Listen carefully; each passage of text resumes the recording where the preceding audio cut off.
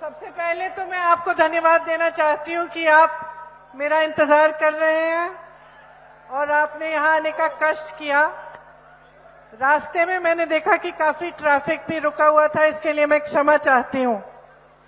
श्री रणदीप सिंह सुरजेवाला जी, श्री सुरेश पचौरी जी, श्री महेंद्र जोशी जी, श्री सत्यनारायण पटेल जी, श्रीमती शोभा ओझा जी, श्री जीतू पटवारी जी, श्री पिंटू जोशी जी, श्री राजा मंडवानी जी, श्री सुरजीत चड्ढा जी, श्री सदाशिव यादव जी, श्री शेख आलिम जी, श्री गोली अग्निहोत्री जी,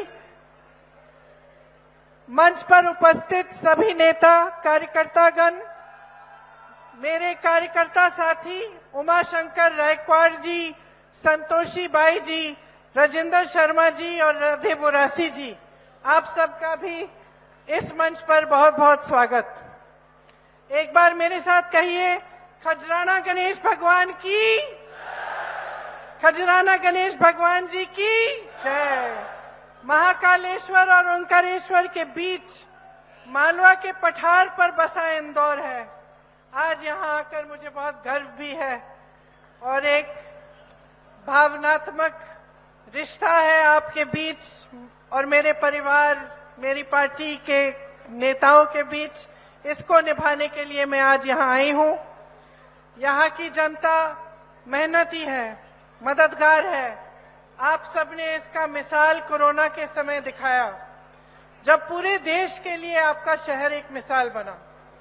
जब संकट में थे तो एक दूसरे की मदद की, एक दूसरे की सहायता की। जो भी जितना कर पाया, आप सब बाहर आए, आपने मदद की एक दूसरे की, और पूरे देश ने देखा कि किस तरह हमारी देश की संस्कृति, हमारी देश की जो परंपरा है, जो लोगों को संकट के समय खास तौर से एकजुट करके साथ लाती है, उसका मिसाल इंदौर बना। यहाँ एक बार पहले आने का मौका मिला था। उस समय यहाँ पे जो खान पान है और यहाँ के जो लोग हैं, बिंदास लोग हैं, आप सबसे मिलने का मौका मिला। आजकल मैं डाइट कर रही हूँ तो आज नहीं खाऊंगी कुछ, लेकिन ये कहना चाह रही थी कि आपका जो शहर है देश में सुप्रसिद्ध है। यहाँ से जब आजादी के समय, आजादी की लड़ाई के समय, जब गांधी जी ने करो या मरो का नारा दिया, तब यहाँ पे इंदौर के बहुत सारे प्रसिद्ध ऐसे वासी थे जिन्होंने आंदोलन को आगे बढ़ाया। इंदौर के क्रांतिकारियों ने जो बिगुल बजाया, उसमें श्याम कुमार आजाद जी, राधा बहन आजाद जी, लीला देवी जी व्यास जी, नगेंद्र आजाद जी, आनंद मोहन माथुर जी, कन्हैया लाल खादीवाला जी की तरह तमाम ऐसे नेता थे जो सड़कों पर उतरे और जिन्होंने हमारी आजादी की लड़ाई लड़ी। देशभक्ति आपके खून में है, स्वाभिमान, सम्मान आपके खून में है। कांग्रेस एक क्रांतिकारी पार्टी रही है। मैंने आजादी की लड़ाई की जिक्र की, लेकिन तब से लेकर आज तक कांग्रेस ने हमेशा किसानों के लिए, मजदूरों के लिए, गरीबों के लिए, जो संकट में था उसके लिए लड़ाई लड़ी है और ये कोशिश की है कि समानता के साथ सबका विकास किया जाए, सबको आगे बढ़ाया जाए। देखिए, आपका शहर है, आपने पिछले 18 सालों से अपने शहर में देखा होगा कि क्या तरक्की आई है, किस तरह का काम किया गया है, सरकार की जो नीतियां हैं उनसे आपको लाभ हुआ है कि नहीं। तो यहाँ पे जब हम मंच पे खड़े होते हैं, नेता आपको भाषण देते हैं, तो हम अपना कहते हैं, लेकिन मैं हमेशा सोचती हूँ कि आप में जो विवेक है, आपका जो अनुभव है, वो सर्वोपरि है। हम कुछ भी कहें उसकी तुलना आप अपने जीवन के अनुभव से करें और अपनी जागरूकता से गहराई में उसको समझने की कोशिश करें। आजकल जो राजनीति देश में है वो एक अलग तरह की राजनीति है। एक तरफ विकास की बात होती है, तरक्की की बात होती है, और हम देखते हैं कि जो बड़े बड़े उद्योगपति हैं देश के, जो अब हम अपने हाथों पे गिन सकते हैं, वो आगे बढ़ रहे हैं। लेकिन जो छोटा और मध्यम वर्ग का जो उद्योगपति है, जो रोजगार बनाने वाला होता है, वो आगे नहीं बढ़ रहा है। इसी तरह से हम देखते हैं कि विकास की बड़ी बड़ी बातें होती हैं, बड़ी बड़ी घोषणाएं होती हैं, लेकिन देश का गरीब और गरीब होता चले जा रहा है। महंगाई से सब जूझ रहे हैं, सब परेशान हैं। बेरोजगारी इतनी बढ़ गई है कि 45 सालों में सबसे ज्यादा बेरोजगारी देश में आज है। एक आंकड़ा है, आपने सुना होगा, मध्य प्रदेश की सरकार ने पिछले 3 सालों में 21 रोजगार दिए हैं, मात्र 21 रोजगार। आप सोच सकते हैं कि जब सरकारी पद, तमाम पद खाली पड़े हुए हैं, स्वास्थ्य व्यवस्था में देखिए हर स्तर पर 90% से ज्यादा पद खाली हैं, फिर भी नौजवान बेरोजगार हैं। नौजवान के लिए माता पिता मेहनत करते हैं, फीस भरने के लिए कोई किसान मेहनत कर रहा है, कोई जॉब कर रहा है, खूब मेहनत कर रहे हैं कि ट्यूशन करें, भर्ती की परीक्षाएं करें, उनकी फीस भरते हैं, और फिर भी सब करने के बावजूद तमाम नौजवान बेरोजगार खड़े हैं। जब जब मैं सभाओं में जाती हूं, मैं पूछती हूं कि बताइए आपको रोजगार मिला है, प्रदेश की सरकार ने दिया है, तो हमेशा यही जवाब मिलता है कि नहीं दिया। एक तरफ खाली पद, दूसरी तरफ बेरोजगारी, एक तरफ गरीबी, दूसरी तरफ महंगाई को रोकने का कोई प्रयास नहीं। प्रयास तब शुरू होते हैं जब चुनाव आते हैं। इसका सबसे अच्छा मिसाल गैस सिलेंडर। गैस सिलेंडर के दाम बढ़ते चले गए, 1200, 1400 तक आ चुके हैं। चुनाव आने वाला है, 2 महीने पहले इन्होंने इसको 400 रुपए कर दिया। इससे पहले क्या हो रहा था? क्या इससे पहले लोग महंगाई से नहीं जूझ रहे थे? क्या इससे पहले गैस सिलेंडर को खरीदना, भरवाना मुश्किल नहीं था? तो चुनाव के समय क्यों हो रही हैं ऐसी घोषणाएं? ये एक ऐसी सरकार है जिसने 22,000 घोषणाएं की हैं, और 22,000 घोषणाओं में से मुश्किल से 22 घोषणाएं पूरी की होंगी। तो आप अपनी आंखों के सामने देख रहे हैं कि सरकार किस तरह से चल रही है, कि 18 सालों में इंदौर की कितनी तरक्की हुई है या नहीं हुई है, कि पिछले 3-3.5 सालों में सिर्फ 21 रोजगार दिए हैं। आप देख रहे हैं कि गांव से पलायन कितना हो रहा है आपकी शहर की तरफ। गांव में जितनी गरीबी है आज, उतनी ही गरीबी आज आप शहर में देख सकते हैं, क्योंकि गरीबी वहां से लोग यहां आ रहे हैं नौकरी ढूंढने के लिए। यहां आते हैं, महंगाई इतनी बढ़ चुकी है, रोजगार मुश्किल से मिलता है, और महंगाई को रोकने के लिए कोई प्रयास नहीं। अब दिवाली का मौसम आ रहा है, मेरी बहनें जो यहाँ बैठी हैं त्योहार मनाना चाहती हैं। कोई धनतेरस पे जाएगा, दुकान जाएगा कुछ खरीदने के लिए, दिवाली में लोग घर आएंगे, उनके लिए कुछ परोसने का दिल करेगा। लेकिन आज ये परिस्थिति है कि प्याज के दाम भी इतने बढ़ गए हैं। मैंने अपनी पिछली सभा में बोला कि एक समय था जब मोदी जी कहते थे, वर्ल्ड कप था उस समय, मोदी जी कहते थे, उन्होंने शायद कहा कि देखेंगे सचिन की पहले सेंचुरी होगी या प्याज की सेंचुरी होगी। आज वर्ल्ड कप चल रहा है, विराट की सेंचुरी हो गई, प्याज की भी सेंचुरी हो गई, और मोदी जी कुछ कर नहीं रहे, कुछ कह नहीं रहे हैं। यहाँ की सरकार ने इतने घोटाले किए हैं कि इतनी लंबी लिस्ट है मेरे पास, लेकिन उसको पढ़ना ही छोड़ दिया है मैंने। पहले जब मैं यहाँ मध्य प्रदेश सभाओं में आती थी तो सारा पढ़ती थी, कौन से शिक्षा भर्ती में घोटाला, इधर घोटाला, उधर घोटाला, लंबी तमाम लिस्ट थी। अब मैं पढ़ती नहीं हूं क्योंकि मैं जानती हूं कि मोटी बात यह है कि इस सरकार का ध्यान सिर्फ घोटालों में रहा है, अपने लिए कमाने में, लूटने में, और आपकी तरक्की, आपका विकास करने में, आपकी कोई भी सहायता करने में इन्होंने कुछ नहीं किया। देखिए, आज की राजनीति ऐसी हो चुकी है कि हमारी उम्मीदें भी घट चुकी हैं। मैं जब लोगों से पूछती हूं कि भाई क्या उम्मीद है सरकार से, तो अक्सर लोग कहते हैं कि कुछ ज्यादा नहीं, हमारा संघर्ष भरा जीवन है, अगर हमारे जीवन में कुछ सहायता, कुछ मदद मिल जाती, रोजगार मिल जाता, महंगाई थोड़ी कम हो जाती, जैसे गैस सिलेंडर है उसकी वो कम महंगा हो जाता, उससे हमें सुविधा हो जाती। तो लोगों की उम्मीदें भी घट रही हैं क्योंकि राजनीति का ध्यान किस ओर जा रहा है? ऐसी बातों की ओर जिससे आपकी तरक्की का कोई ताल्लुक नहीं है। तो चुनाव के समय जब मैं देखती हूं कि भाजपा के नेता मंच पे आते हैं तो कैसी कैसी बातें करते हैं। अब मैं सुन रही थी मोदी जी का भाषण, तो मैंने सोचा विकास की बातें करेंगे, ये बताएंगे कि घोषणाएं जो इन्होंने की हैं, कौन से प्रदेश में इन्होंने इस तरह की नीतियां लागू की हैं जो अभी चल रही हैं, पता तो चले जनता को कि अगर कुछ कह रहे हैं तो उसका आधार क्या है। उल्टा मैंने देखा कि मोदी जी कह रहे हैं कि कांग्रेस के कुछ नेता हैं जो आज भी इंदिरा गांधी के नाम पे वोट मांग रहे हैं।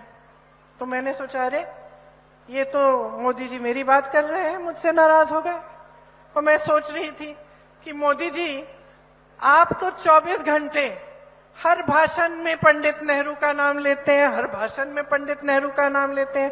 एक दो बार मैंने भी सोचा कि मैं इंदिरा जी का नाम ले लूं, तो इसमें कौन सी बुराई हो गई। आगे सुना मैंने भाषण उनका, आगे कहने लगे कि इन कांग्रेसियों का खून खराब है। तो मैंने सोचा कि भाई ये मोदी जी ने पैथ लैब्स कब से खोल दी कि खून का टेस्टिंग कर रहे हैं। अगली बार बुखार चढ़ेगा तो मैं मोदी जी के पास भेज देती हूं।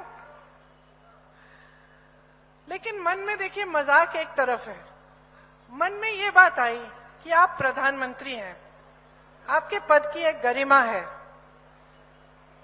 अगर किसी का दायित्व है कि सार्वजनिक जीवन में जो चर्चा, परिचर्चा का स्तर है उसे ऊंचा रखना है, तो ये प्रधानमंत्री का ही दायित्व होता है, बड़े बड़े नेताओं का होता है। कि चुनाव का समय है, जनता को इससे कोई मतलब नहीं है कि हमारे खून में क्या है क्या नहीं है, वो टेस्ट रिजल्ट बता देगा हमारा।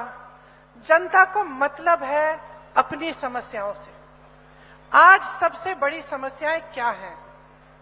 महंगाई है, बेरोजगारी है, शिक्षा की सुविधाएं, स्वास्थ्य की सुविधाएं। अब देखिए बार बार कहते रहते हैं कि 70 सालों में कुछ नहीं हुआ, लेकिन अब 10 सालों से आपकी सरकार है, अब तो जिम्मेदारी ले लीजिए। 10 सालों से आपने इंदौर में कौन सा विश्वविद्यालय खोला है, कौन सा मेडिकल कॉलेज खोला है? मध्य प्रदेश में हजारों स्कूल बंद हो गए हैं।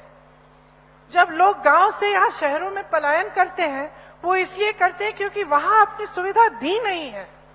तो आप 18 सालों से इस प्रदेश में आपकी सरकार है, 10 सालों से केंद्र में आपकी सरकार है। तो अगर ठीक है आप कह रहे हैं कि किसी ने आपसे पहले कुछ किया ही नहीं, ये छोड़ देते हैं हम बात की IIT हो, IIM हो, एम्स हो, सब पंडित नेहरू के समय से है, छोड़ देते हैं हम बात। हम कहते हैं चलो मान लिए किसी ने कुछ नहीं किया, आपसे पहले जितने भी लोग आए वो सब बेकार थे, किसी ने कुछ नहीं किया। आपने क्या किया है? क्या आप अपनी जिम्मेदारी को लेने के लिए तैयार हैं? क्या आप एक ऐसी राजनीति करने की हिम्मत कर सकते हैं जो नकारात्मक नहीं और सकारात्मक है? क्या आप मंच पे खड़े होकर आप ये हिम्मत कर सकते हैं कि अतीत की बातों को बंद करें और आज की बात करें कि आपकी सरकार ने क्या किया?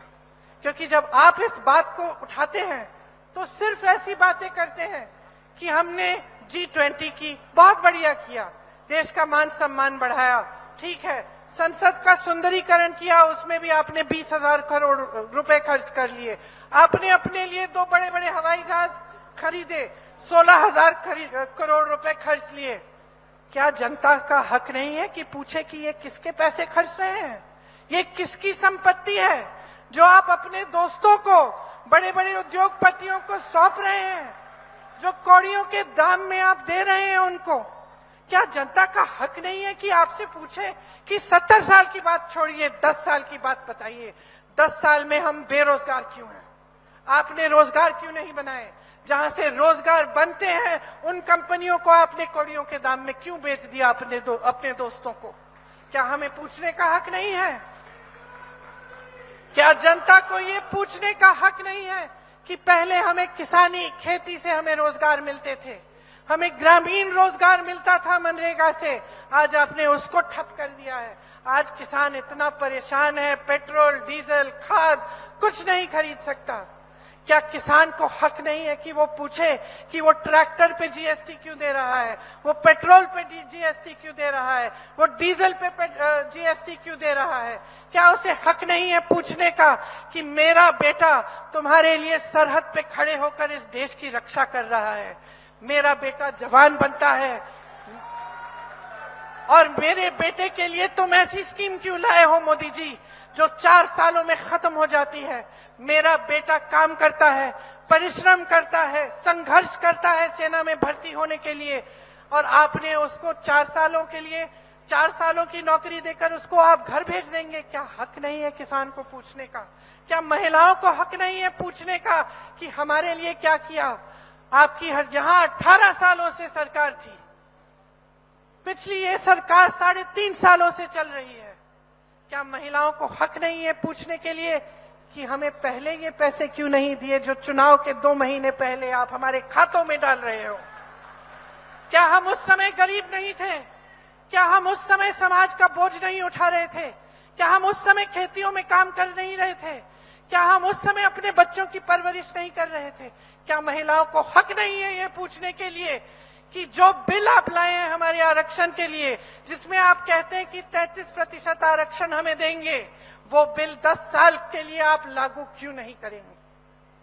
ये हक है, और मैं इस हक को के बारे में याद दिलाने के लिए आज यहाँ पे आपके सामने खड़ी हूँ।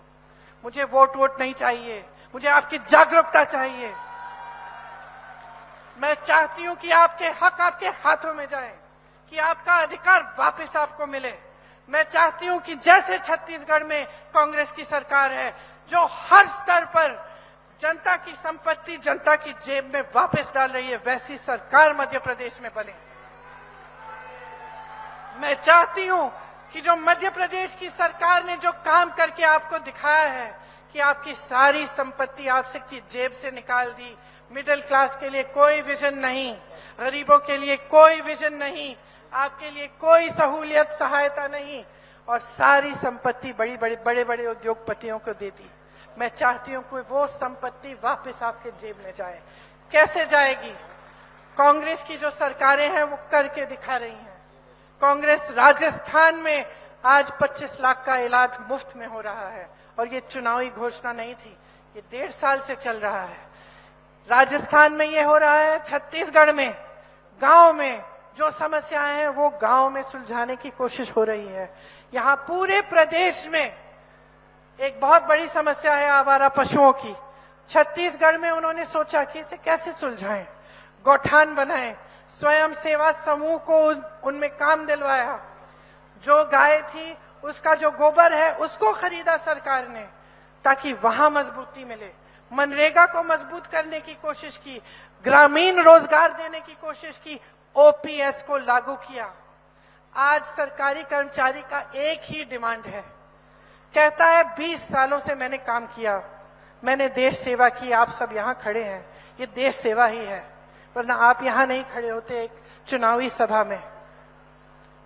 आप सब सिर्फ ये कहते हैं कि हमने 20 सालों के लिए जो सेवा की उसके लिए हम सिर्फ सुरक्षा मांग रहे हैं, हमारा जो पेंशन है वो सुरक्षित रहे।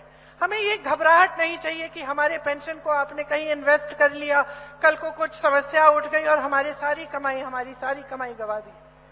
हम सिर्फ अपनी सुरक्षा चाहते हैं। सरकार क्या कहती है? ये सरकार जो कहती है कि आपके लिए चलती है, क्या कहती है? कहती है हमारे पास पैसे नहीं हैं ओपीएस के लिए। तो अगर पैसे नहीं है तो राजस्थान की सरकार कैसे कर रही है? तो फिर कर्नाटका की सरकार कैसे कर रही है? हिमाचल की सरकार कैसे कर रही है? छत्तीसगढ़ में ओपीएस लागू कैसे है? क्योंकि आपके पैसे नहीं है, गलत बात है। आपकी प्रायोरिटीज गलत है, आपका ध्यान नहीं है इसमें। जब बड़े बड़े उद्योगपतियों के कर्ज माफ करने की बात होती है, हजारों करोड़ रुपए आप अडानी जी के माफ कर सकते हैं, तो इस देश के कर्मचारी के ओपीएस क्यों नहीं दे सकते? सीधी सी बात है, सीधी सी बात है। पिछले साल जब यूपी का चुनाव था, गन्ने के किसानों का बकाया 15,000 करोड़ था। उसी समय प्रधानमंत्री जी ने दो चीजें की। अपने लिए 2 हवाई जहाज खरीदे, एक 8,000 करोड़ का, दूसरा 8,000 करोड़ का। 16,000 करोड़ के 2 हवाई जहाज खरीदे। और दूसरी बात, उन्होंने ये ऐलान किया कि संसद भवन की सुंदरीकरण के लिए 20,000 करोड़ रुपए खर्च किए जाएंगे। और किसान का बकाया, उसके लिए पैसे नहीं है। किसान के बकाये के लिए पैसे नहीं है। जो संसद चला आ रहा है 70 सालों से ठीक ठाक है, मरम्मत करनी है तो करो, लेकिन उस पूरे इंडिया गेट के सामने नई दिल्ली को की सुंदरीकरण के लिए इतने पैसे खर्च करने के लिए क्या जरूरत थी? देखिए, मनमोहन सिंह जी की सरकार में खूब तरक्की हुई, और ये नहीं था कि ऐसे बड़े प्रोजेक्ट नहीं थे, G20 नहीं था, ये सब था, लेकिन गरीबों के लिए और मिडिल क्लास के लिए सोच थी। एक विजन था कि किस तरह से हम आपको भी मजबूत कर सकते हैं और उद्योगपतियों को भी मजबूत कर सकते हैं। और ये नजरिया नहीं था कि सिर्फ गिने चुने 5 उद्योगपतियों को हम मदद करेंगे और बाकी उद्योगपति जाए भाड़ में। ये नजरिया नहीं था। आज के तमाम छोटे उद्योगपति, मध्यम वर्ग के, जो छोटी छोटी कंपनियां चलाते हैं, जो इंजन है हमारे देश के विकास का, जो दुकानदार हैं, जो छोटी दुकानें हैं, इन सब की मदद सहायता कौन कर रहा है? नोटबंदी की आपने, सबको कह दिया कि भाई देशभक्ति दिखाओ अपनी, खड़े हो जाओ लाइन में। सब खड़े हो गए, क्योंकि हमारी देश की जनता, जब हम देश की बात करते हैं, जब हम धर्म की बात करते हैं, तो ऐसा एक हिंदुस्तानी नहीं है जिसके दिल में वो बात नहीं बैठती। इसीलिए ये सीख गए हैं कि भाई जब जनता से कुछ निकालना हो, धर्म की बात करो और देशभक्ति की बात करो। आप खड़े हुए लाइन में। नोटबंदी का सबसे बड़ा नुकसान किसी अडानी अंबानी का नहीं हुआ। नोटबंदी का नुकसान आपने झेला, इंदौर जैसे शहरों के उद्योगपतियों ने झेला। उसके बाद क्या हुआ? कोरोना आया। दुनिया भर में कोरोना जब आया तो छोटे छोटे उद्योगपतियों की मदद की। यहां नहीं हुई आपकी सहायता। कोरोना के बाद आप पे जीएसटी थोपा गया, और जीएसटी से आप अभी भी जूझ रहे हैं। तो क्या कर रही है ये सरकार आपके लिए? मैं पूछना चाहती हूँ। लोग कहते हैं, मैं जाती हूँ लोगों के घरों में, पूछती हूँ कि भाई टूटी में से पानी नहीं आ रहा है, बिजली नहीं आ रही है, सड़क तुम्हारी खराब है, तो वोट क्यों दे रहे हो भाई? दीदी धर्म की बात है, दीदी धर्म की बात है, दीदी जाति की बात है। तो मैं आपसे कहना चाहती हूँ, बहुत हो गया, बहुत हो गया आपका इस्तेमाल। आपके जज्बातों का बहुत इस्तेमाल हो गया है। ये वोट जो है ना, सुन लीजिए कान खोल के, ये वोट जो है ना, धर्म की बात नहीं है। ये वोट आपकी जागरूकता की बात है। ये वोट इतना कीमती है कि अगर बगैर सोचे समझे आप इसको किसी को दे दोगे तो 5 साल और वो भुगतोगे जो आप 18 साल से भुगत रहे हो। अगर आपका देशभक्ति का धर्म है तो वो यही है कि जागरूक बन जाओ।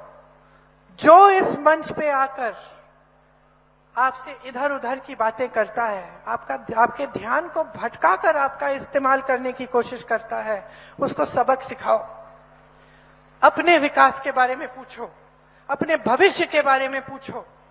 मेरी बहनों, आप पूछो कि आपके बच्चों के लिए क्या कर रहे हैं, आपको मजबूत बनाने के लिए क्या कर रहे हैं। लाडली योजना के बारे में बात करते हैं, जहां जिस प्रदेश में हर रोज 17 महिलाओं का बलात्कार होता है। पहले सुरक्षित बनाओ महिलाओं को, फिर बात करो। और क्या समझ रखा है आपने महिलाओं को कि चुनाव के 2 दिन पहले आप कह देंगे कि लीजिए 2000 रुपए आपके खाते में। क्या महिलाएं सोचनी नहीं है? क्या महिलाओं को दिख नहीं रहा है कि आपने इतने सालों से कुछ नहीं किया उनके लिए? सवाल उठाओ, क्योंकि जब तक आप जागरूक नहीं बनोगे, जब तक आप जिम्मेदारी और शक्ति अपने हाथों में नहीं लोगे, तब तक आपका प्रदेश इसी तरह की खाई में रहेगा। घोटाले पे घोटाला, और इससे नुकसान किसका होता है? कभी मैं सुनती हूं लोग कहते हैं ठीक है भाई, सभी ने खाना है, खाने दीजिए। क्या बात है ये? क्या बात है? क्या हम इस कगार पे पहुंच गए हैं कि चलिए खाने दीजिए? क्या बात है ये? आपका पैसा है, आपका पैसा है, आपकी संपत्ति है। इतनी आसानी से मत खाने दीजिए। खड़े हो जाइए, याद दिला दीजिए इनको सबको, सारे नेताओं को, कि आपको ऐसी सरकार चाहिए जो आपकी संपत्ति आपको लौटाए। ऐसी स्कीम चाहते हैं जो आपको मजबूत बनाए, क्योंकि बहुत हो गया है। और जैसे मैंने कहा, इसका नुकसान आप झेल रहे हैं, कोई नेता नहीं झेलता। सबके बच्चे बाहर पढ़ रहे हैं, सबके बड़े बड़े महल हैं। आपने देखा हुआ अभी 1-2 दिन पहले ही एक वीडियो चला है, किसी बड़े नेता, शायद एक कृषि मंत्री हैं देश के, उनके बेटे शायद वही हैं, फोन पे वीडियो पे कुछ कुछ कह रहे हैं, हजारों करोड़ की बात कर रहे हैं। कोई नेता का कोई नुकसान नहीं होता। ये नुकसान है तो आपका है। ये अधिकारी जो यहाँ खड़े हैं, कर्मचारी जो खड़े हैं,